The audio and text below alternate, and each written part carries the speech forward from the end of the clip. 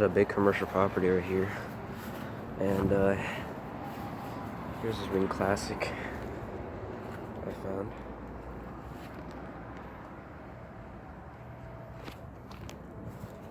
I believe it has a scroll compressor.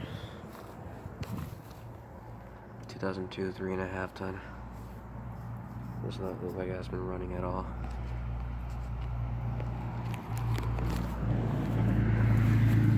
This one, yeah, has a scroll compressor. There's another Rheem all the way back there. Just too far from this one. Looks like there used to be a unit right here. There's a disconnect. I cannot believe there's a unit installed very far away. To even get the fan motor hack job.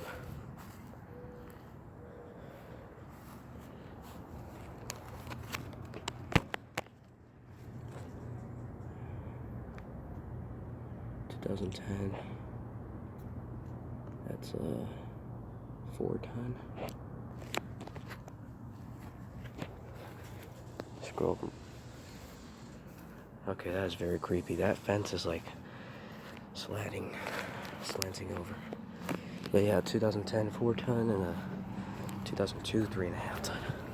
Both of them far away from each other. So yeah, thanks for watching.